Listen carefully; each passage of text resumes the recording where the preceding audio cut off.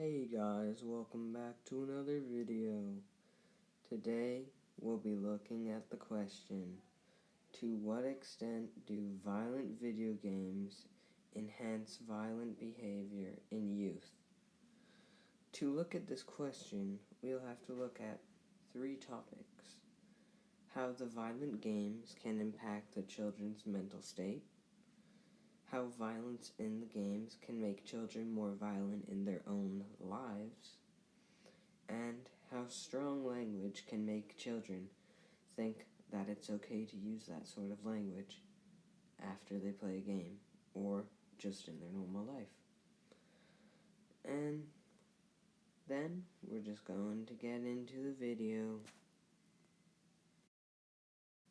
If you have ever played a video game before, it is quite certain that you may have raged a little bit after losing or dying in the game.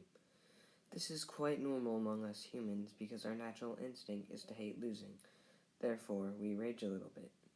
But some people take this all too far, resulting in them throwing controllers, breaking TVs, and also physically harming others around them. This is not okay, and we should try our best to stop all of this.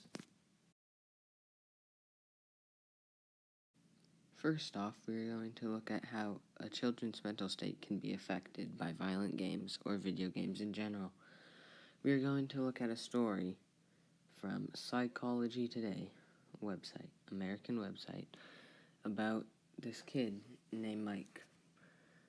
He is male, he's a boy, he's autistic, and he has ADHD.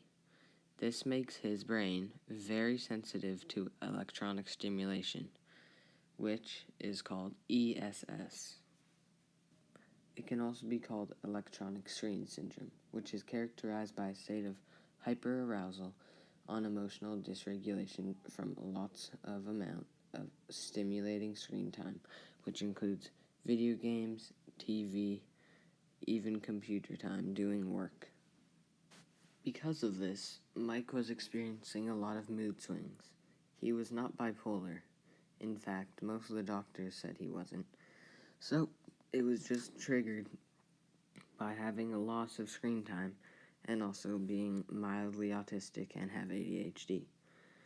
The result of this was a couple times at school, he was seen throwing chairs, pushing over desks, and even just yelling at school. This can be seen on the website Psychology Today and under video game rage. And they don't have to be, it shows that video games don't actually have to be completely violent to trigger aggression in some children who may have a little bit of ADHD or can be autistic.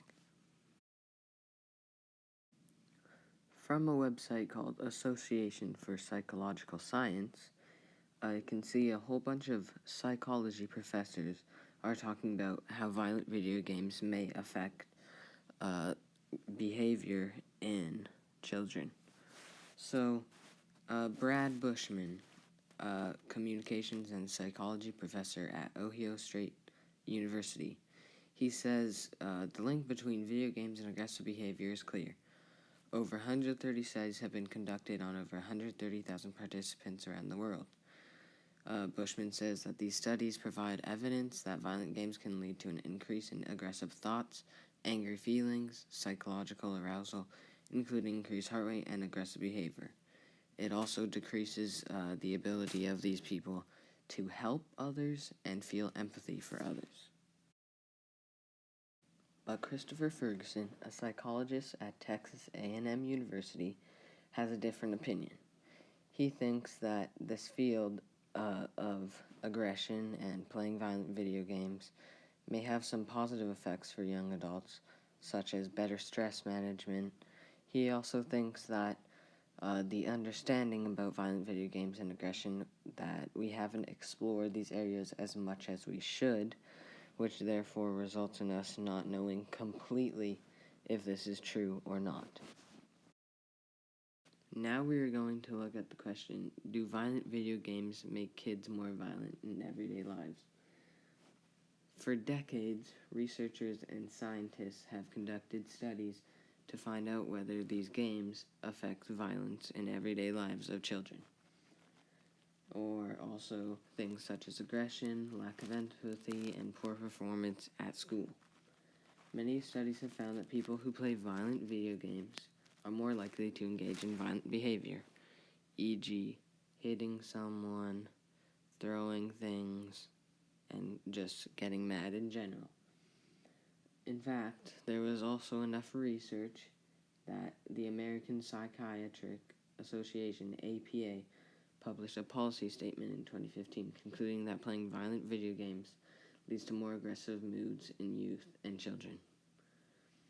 This can also be seen that 230 scholars from universities across the globe published an open letter and disagreed with this. They said it was misleading and alarmist. Many of these scholars also spoke out during that 2015 policy statement. A large analysis have been conducted on this topic, seeing that if violent crime and video game violence is related to each other. So, basically that means, do violent video games increase the crime rates? No research has shown that this is true, therefore you can see that this most likely isn't always the case. Now we are going to look at the positive benefits of playing violent video games or video games in general.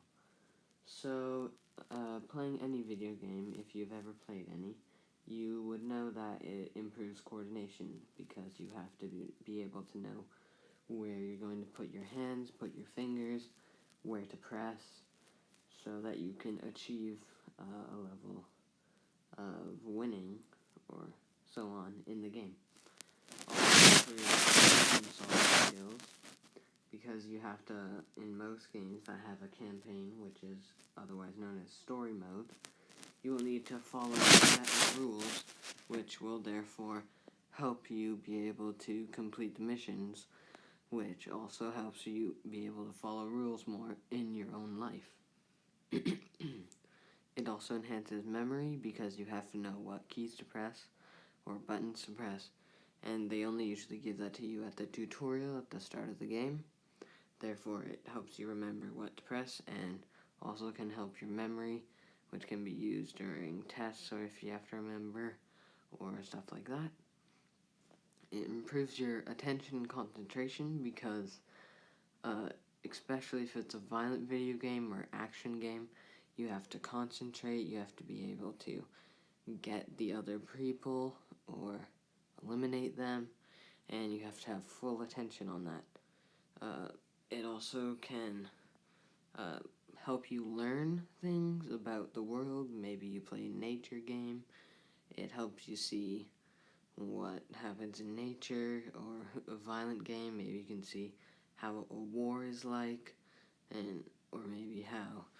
So you can go into a little bit of history with violent game, with seeing how the war was. It improves your brain function, brain speed, because it's stimulating your brain constantly, so you have to be on topic, you have to concentrate completely. It also helps your brain learn, so helps you interpret what signs are going on in the game and how badly you need to win or something. And it improves multitasking because you need to be able to play with looking at the screen, most likely not looking at your controller or keyboard, because then you'll have to keep on looking down, look up, which will cut down on your ability to play. So it helps your multitasking. Maybe you have to talk on the phone while you're doing the dishes, or talk on the phone while you're cooking. You can be able to do that and concentrate on both things. It also improves your social skills because you need to be able to play with multiple people. You can play with your friends, you can play with random people, you can make friends, not fully friends, but online friends who you like to play with, and yeah, it's basically what you need to do. So, if you do age example, if you're a small child, you probably shouldn't be making friends with more adults because they are obviously going to be using strong language if it's a violent game because they might get mad. But also, if you're a small child, you can also just play with your friends, and it also helps you, learn how to cope with others, cooperate, and also one downside of it is they might be listening to strong language, therefore they might think it's okay to use, but that's mostly not the case.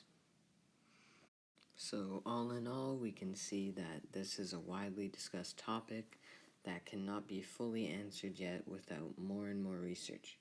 Therefore, violent video games may not affect all people, but some people are more susceptible to it, leading to more violence. Thanks for listening, and goodbye.